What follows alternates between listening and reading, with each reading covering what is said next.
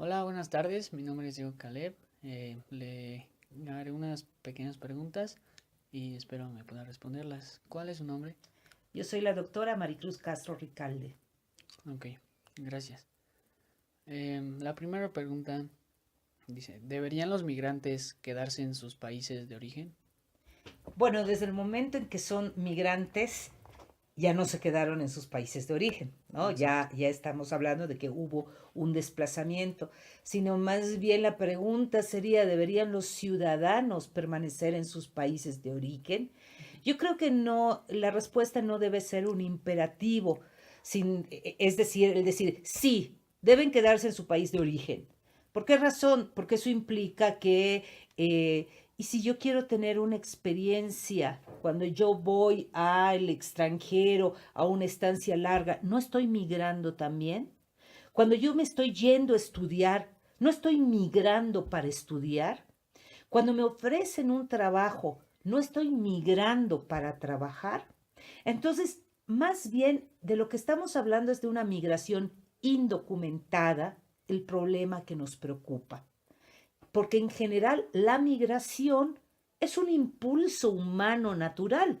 El decir quiero conocer otro país, el decir quiero encontrarme con otras culturas, el decir quiero estudiar en una universidad que pienso que es mejor que la mía y no está en mi país, o quiero trabajar en una empresa transnacional que se encuentra en un lugar distinto al de mi nacionalidad. Entonces, en este sentido, ¿deben los migrantes quedarse en su lugar de origen? Lo reformulo. ¿Deben las personas quedarse en su lugar de origen? Y yo respondería, depende. Decir sí o no sería acotar la libertad del ser humano.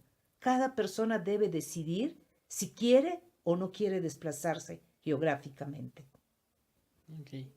La segunda pregunta dice, ¿cuáles son los medios más conocidos por los que migran? Los medios de transporte, Ujú.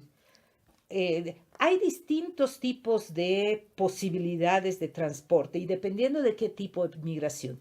Por ejemplo, pensemos en la migración de Centroamérica que sube hacia Estados Unidos. Entonces, uno de los medios más usuales es el ferroviario, lo cual es bien interesante porque en México prácticamente ya no hay ferrocarril. Y el hecho de que los migrantes utilicen una forma de transporte añeja nos está hablando también de a qué nivel socioeconómico pertenecen. La tercera pregunta es, ¿cómo afecta la migración a una población? ¿A la que recibe o a la que... A ambas. En este bien, caso sería ambas. eh, creo que hay una afectación y creo que hay toda una serie de repercusiones.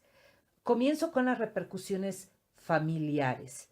¿Qué es lo que ocurre cuando una cabeza de familia se va y únicamente te envía dinero? Cómo se rompe la vinculación y cómo se rompe modelos de qué es tener un padre o qué es tener una madre o qué es tener un abuelo. Nos da también otro tipo de modelos. Si mi hermano se fue, si mi papá se fue, pues yo me tengo que ir, independientemente que quieras o no quieras hacerlo. Las comunidades, hay pueblos que se han mermado enormemente, que son pueblos de ancianos y niños, porque hay una generación que ha decidido irse. Entonces, hay toda una serie de afectaciones y en ese sentido pienso que quien más enriquece es el pueblo que recibe y no el pueblo que es abandonado.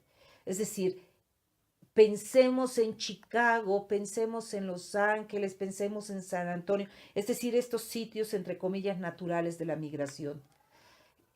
Cómo se ha diversificado la gastronomía, el tipo de negocios, las lenguas, los colores de piel, la cultura en general. Es decir, una nación que recibe migrantes es una nación que se enriquece. Exacto. La cuarta pregunta dice, ¿usted cree que los migrantes benefician o afectan al país al que llegan? Bueno, Pues nos acaba de responder. claro, acabo de responder que para Ujú. mí es un beneficio. Y si la nación así lo entendiera, tendría políticas culturales y sociales para que los migrantes no se conviertan en un punto problemático. ¿Cuándo se convierten en un punto problemático? Cuando tienen que esconderse, cuando no pueden ganarse la vida fácilmente, porque eso los induce a tal vez cometer acciones delictivas para sobrevivir.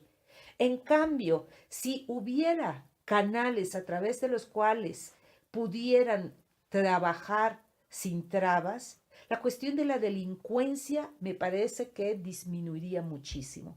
Y por otra parte, hay muchos estudios que demuestran que no necesariamente los grandes porcentajes de delincuencia se da en la población migrante. Al contrario, la población migrante, porque se siente perseguida, intenta ser lo más cuidadosa en el respeto a la ley.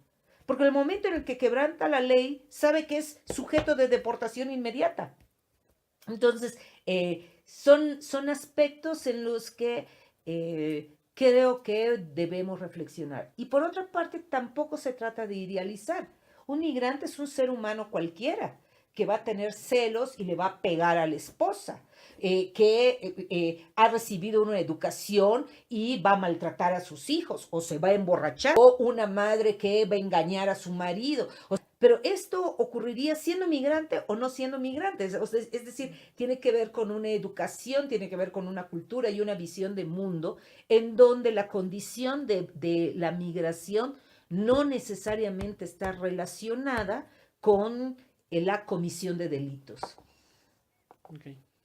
Y la última pregunta, dice, ¿usted cree que la migración, tanto externa como interna, es un problema hoy en día en México? Sí, claro, claro, y está ligado a una de las preguntas previas de cómo se empobrecen las comunidades, cuando de esas comunidades hay una gran migración. Podemos decir, es que gracias a los migrantes, los padres que se quedan viven de las remesas. Es que los migrantes al enviar dinero permiten que haya mejores casas, haya trocas, hayan camionetas en lugares urbanos, etcétera.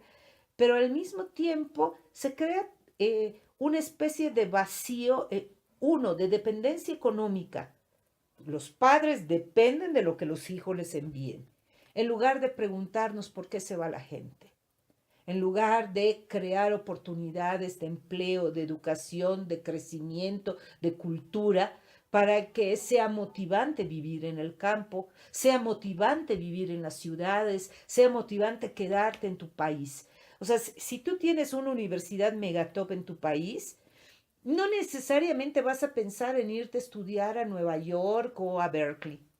No necesariamente. Si tú tienes un buen trabajo, difícilmente vas a decir, me voy a alejar de mi familia, de mis amigos, de la comunidad que conozco para correr suerte en otro lugar. O sea, muchas veces las decisiones de migrar están relacionadas con lo que el país no te da. Ok, bueno, ok, bueno, eso sería todo. Muchas gracias.